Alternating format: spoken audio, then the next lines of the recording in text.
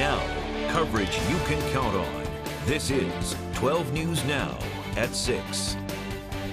COVID cases, hospitalizations, and death down in the Ocean State. What Governor Dan McKee says his next steps is in vaccinating Rhode Island. And flags flying half-staff around the state in honor of yesterday's Capitol attack. How law enforcement in D.C. plans to prevent future attacks from happening. First tonight, a look at that weather for our Easter weekend. TJ joining me now. TJ, it was a little chilly for me today, but people are enjoying the beach right now out there in Narragansett. It's chilly, but at least we have lots of sunshine, so that's the good news. That is a plus. Another more good news is tomorrow a little warmer. We're warming up. For a beautiful Easter Sunday, egg hunt ready, right? Yeah, looks good for any Easter egg hunts out there tomorrow. Let's take a look again at that beach cam down there in Narragansett. Yeah, a few people, even a few pooches there on the beach. Looking a pretty nice evening at the moment, but yeah, certainly chilly. High temperatures today down in Newport, westerly Narragansett area in the mid-40s. Now we've cooled off into the low to mid-40s down here in Narragansett, Newport. It's at 50 degrees right now in Providence. Live radar, not much in the way of clouds out there right now, so we'll be staying dry this evening. Nothing to be concerned about there. Forecast for tonight calls for the temperatures to be falling back through the 40s and 30s, getting down to about 32 degrees by 6 a.m. Sunrise tomorrow at 6:21. How's the rest of the day look? That full 7-day forecast coming up in just a little bit. Sounds like a perfect day. Thank you, TJ. New at 6, the latest on the vaccine front. Good evening. I'm Chelsea Jones. Rhode Island's COVID-19 cases, hospitalizations, and death are all down this week. Governor Dan McKee says he's pleased with the state's vaccination efforts and says the data is showing that. This afternoon, he toured a mass vaccination site in Middletown. 12 News reporter Brittany Schaefer joining us now. She was there, and she joins us now with more on how what their state's next steps in fighting this virus is. Brittany? Well, Chelsea, currently Rhode Island has the capacity to vaccinate 160,000 people a week, but Governor Dan McKee says that will be soon increasing to 200,000. He tells me when the state gets a larger supply, distribution sites are ready. Governor Dan McKee gets a walkthrough at one of the state-run mass vaccination sites. Cameras were not allowed inside the former Benny's store, but McKee says the site is impressive. Very organized. People are very, very emotional about the fact that they're getting their first shot or second shot. The Middletown site has the capacity to give 7,000 doses a week. McKee tells me the state's capacity is built with the hope of an increase in supply in the near future. And I think that we'd be close to having as much as 200,000 shots a week. I'm not sure any state could vaccinate 20% of their eligible population the way that Rhode Island can. Starting Monday, residents ages 50 and older will be eligible to get the vaccine. The following week, eligibility will expand to 40 years and older. Starting April 19th, people ages 16 and older can get a shot. McKee tells me 78% of Rhode Island's eligible population are expected to be vaccinated by mid-June. There'll be music in Newport this summer. And I would hope that there's going to be fireworks in every community in the state of Rhode Island by July 4th. Newport is a tourism-based economy. We're just hoping for a better summer. The West Main Road site has been up and running for over 3 weeks. Newport City Manager Joe Nicholson says having a nearby site has been convenient for Aquidneck Island residents. The intimacy of the approach is the key here. Exciting time. It's been a long road, but we're getting there. And in the U.S., more than a dozen states have opened vaccine eligibility to restaurant workers who are frequently in contact with people who are not wearing a mask. In response to this, McKee says Rhode Island has prioritized populations at greatest risk and will continue to open eligibility as more supply comes in. Live in the studio, I'm Brittany Schaefer, 12 News. Brittany, thank you. New tonight, a Massachusetts state trooper is facing charges after he allegedly threatened to shoot his ex-girlfriend at his Attleboro home. That's according to the Sun Chronicle. The Chronicle reporting 28-year-old trooper Joel Devine is currently suspended without pay. They say he has pleaded not guilty in Attleboro District Court to multiple charges of domestic assault and threatening to kill. Devine is out on bail with a GPS monitoring bracelet, must surrender any weapons along with his firearms license. He must submit an alcohol testing and also have a mental health evaluation. The Sun Chronicle says the ex-girlfriend claimed the abuse started when they began dating in 2018. An update now out of Washington. Police are still investigating Friday's Capitol Hill attack that left one Capitol police officer dead and another wounded. 12 News correspondent Lucas Tomlinson has more on what we know right now. It's new tonight. The attack took place on Constitution Avenue at this gate right behind me. So far, security crews have been seen tweaking the fencing. The head of the Capitol Hill Police says expect no major changes. The Capitol Police, as far as its security posture, remains in a steady state at this time. We are very thankful for our National Guard partnership. We do have National Guard on the campus, but the security posture at this time remains the same. The suspect, 25-year-old Noah Green. He rammed his car into two officers and slammed into a barricade next to the Capitol. Green then got out of his car and slashed one of the officers before being shot and killed by responding police. Green was not on law enforcement's radar. It appears he was a lone wolf with no ties to terrorist or extremist groups. Facebook has deleted Green's page, but not before Fox was able to grab some screenshots. Green indicated he followed the Nation of Islam, a black nationalist movement. He recently lost his job. A few years ago, the Republican Jewish Coalition called for the resignation of several Democrats because of their alleged ties to the controversial group's leader, Louis Farrakhan, a known anti-Semite who once called Hitler a, quote, very great man. Officials here are noting the time of the grisly murder, Good Friday. Construction crews have been busy fortifying the fence around the Capitol. In recent days, the outer fencing had come down. 2,300 National Guard members continue to stand the watch after being extended 2 months. Many lawmakers object to this guard deployment. Expect security here to be a big topic when Congress returns. And a recent security report called for the Capitol Police Department to hire 850 more officers. Officer Williams Billy Evans was killed during the attack, and he was actually a native to Western Massachusetts.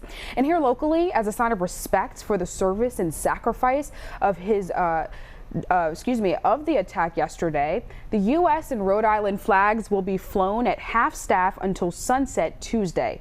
Governor McKee saying in a quote, "On behalf of the state of Rhode Island, I offer my deepest condolences to the loved ones of Officer William F. Evans, who was killed in the line of duty yesterday while defending the Capitol. Our thoughts are with everyone impacted by this devastating attack." There's more coverage you can count on coming up on 12 News Now at 6. First week of testimony wraps up in the murder trial of former Minneapolis officer Derek Chauvin. And a Tom Brady rookie card setting another record in sales after being sold for over $1 million just last month.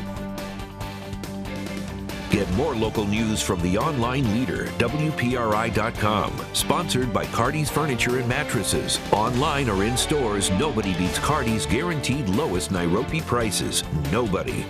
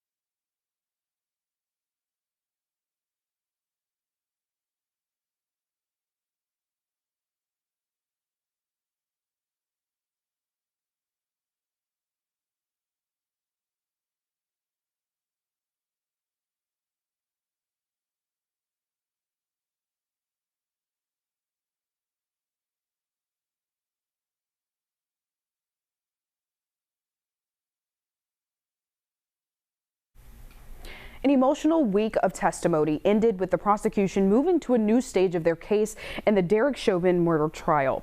The most senior officer in the Minneapolis Police Department took the stand Friday. Lieutenant Richard Zimmerman was called to investigate what happened the day George Floyd died and told the jury Derek Chauvin violated police policy. If your knee is on a person's neck, that can kill him. Floyd's girlfriend, Courtney Ross, testified that Floyd had bought some drugs from Morris Hall, the person sitting in the passenger seat of Floyd's SUV, on the day of the police encounter. He's refused to testify, citing his Fifth Amendment right. Next week, we are expected to hear from the Minneapolis police chief. Police will be watching closely to see how he answers whether or not one of his former officers used excessive force on George Floyd. Right now, an Asian American visibility rally and vigil is being held at the Rhode Island State House until 8 p.m. tonight. The event is in honor of the Atlanta Spa shootings back in March. The event was supposed to be last Sunday, but was postponed due to weather conditions. And Tom Brady breaking records on and off the field after a Brady rookie card sold in March for $1.32 million now sells for $2.25 million yesterday. The 2000 Playoff Contenders Championship card is autographed and numbered 99 out of 100, meaning only 100 copies of this particular card was produced. Coming up on 12 News Now at 6, written reminders to residents at an assisted living facility that they're not alone this Easter. We have that story next.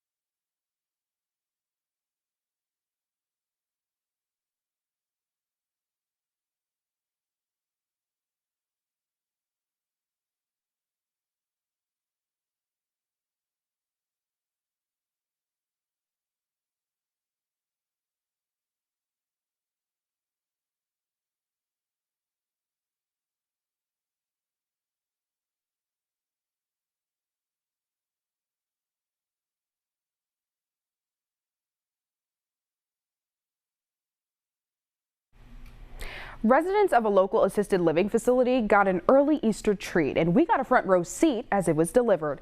12 News reporter Erica Ritchie is in North Kingstown to explain how it came to be. It's no secret that some of the biggest impacts from COVID were felt in places like nursing homes and assisted living facilities. The high death rate, the isolation, the holidays spent apart from family and friends. So some students here in North Kingstown are building some time into their school day to make sure that those residents know that they're loved, especially at Easter. Don't let the markers and desire to stay in the lines fool you. These are middle schoolers at West Bay Christian Academy in North Kingstown. The messages they recorded on the inside of these cards are proof of that. Just remember, You're loved by God. Wow, God loves you. That's wonderful. They're making Easter cards for strangers, who many would call the soldiers of the pandemic, those in congregate care. The ones who will receive these cards live at Autumn Hill Assisted Living in Cumberland. These cards can comfort them, I guess, and it really helps them. Pure joy from the residents when they had kind of lost hope. Marcia DeRocher has been the co-owner of Autumn Hill for nearly 2 decades. This past year, though, she says has been the worst, especially for residents. That's why these cards generated such a reaction when they received them this week. John 3:16. But God so loved the world that he gave his one and only Son, so that whoever believes in him shall not perish but have eternal life. That's so nice. I like that verse. That's really pleasant. I think it made them remember their families that they haven't seen in the past year. This is beautiful. It makes my day, it makes tears in my eyes. Tears in their eyes. Just an amazing outpouring of appreciation and love towards people, children that they don't even know. But they're not the only ones who are grateful. It just warms my heart inside to know how happy they are about it. The staff just see the residents be more chipper for a few days, and if it lasts a few days or a month, just to see them a little more chipper when they've really been down in the dumps. News of those lifted spirits came to these students after they first made cards at Christmas. So then they got crafty for Valentine's Day, and they don't plan on stopping after this. Happy Easter from West Bay. In North Kingstown, Erica Ritchie, 12 News. Now, here's your Pinpoint Weather 12 forecast. Beautiful weather today, although a little on the chilly side for sure. We warm up a little bit tomorrow, just in time for all those Easter egg hunts. Let's take a look at what's happening now. Live radar, I'm not tracking any rain this evening, so if you are headed out, maybe for dinner, maybe an outside dinner, you don't need to bundle up. Threat tracker for tonight, low chance of severe weather, but it will be chilly. Sunday and Monday, still pretty quiet here in southern New England. Here's a nice shot of Providence. See the sun out there in the distance. A lot of sunshine over the capital city. Here's Newport. We're nice and dry. A few seagulls flying around. Watch out for them. Temperature right now at 42 degrees with a wind from the south-southwest at about 8 miles an hour at the moment. Elsewhere, we've got 48 Smithfield, 49 Glendale, 48 Coventry, Newport chilly at 42, but New Bedford's at 46, Taunton a little milder at 50. Satellite radar picture super quiet across all of New England. We've got 2 areas of clouds, one off to our east and one off to our west. We've got these showers out across parts of western New York and the Great Lakes associated with a warm front. Some of that cloudiness may try and work its way in tomorrow, but I think we're dry. Meanwhile, we've got an area of low pressure centered off to our east. That's just going to hang out there for a couple of days. Let's take a look how it all plays out. Hour by hour forecast. You see that storminess to our east, kind of actually backing up a little bit, trying to work its way back towards southern New England. Meanwhile, here we are with some clouds around first thing tomorrow morning. I'm thinking we'll still have quite a bit of sunshine to start the day and really to end the day as well. Easter Sunday looking to be pretty good here in southern New England and maybe just a little bit milder as well. But take note of that storm continuing to kind of work its way backward towards southern New England. Might just help to increase the winds a little bit tomorrow. Forecast for Sunday morning. Sunrise at 6:21 in the upper 20s, low 30s then. 36 degrees by 8 a.m. 10 a.m. We're already into the 40s, low 50s by noontime. Little breezy during the afternoon. Temperatures will be topping out about 55 degrees at Narragansett. Newport 55. Winds from the northwest picking up during the p.m. maybe 10 to 15 miles an hour. 59 Burrowville, 59 Woonsocket, 59 Johnston, close to 60 in Providence area as well. About 58 degrees in the city. 55 Fall River. Meanwhile, New Bedford maybe topping out at about 60 degrees or so during the afternoon with lots of sunshine, few clouds around. Here's our 7-day forecast. Let's go through it. On Monday, we are looking at a blend of clouds and sunshine. Temperatures will be climbing into the mid-50s during the course of the afternoon hours. And look at the rain chances, pretty low right through the day, 0% chance of rain. Really quiet rainfall-wise through Tuesday, Wednesday, and into Thursday. Temperatures each day close to 60 degrees, even late in the week. We've got a slight chance of showers Friday, slightly greater chance of showers on next Saturday. Temperatures will be in the upper 50s, but Easter Sunday looking pretty good. You can always get the updated forecast anytime at WPRI.com. Coming up in sports, the best matchup of the year in high school football, North Kingstown and Bishop Hendricken. Highlights straight ahead.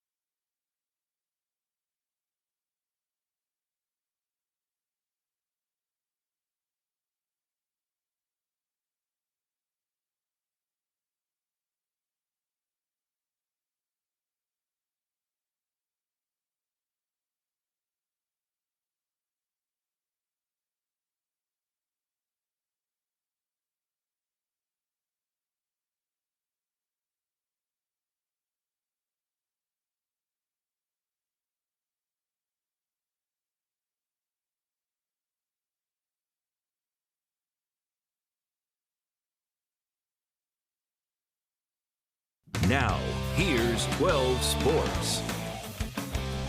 After yesterday's opening day loss, Alex Cora joked that you're never going to go undefeated in a baseball season, so the Sox got one loss out of the way. They were shut out for the first time on opening day in 45 years. Well, I guess they made improvements today because they did score. The results still stayed the same.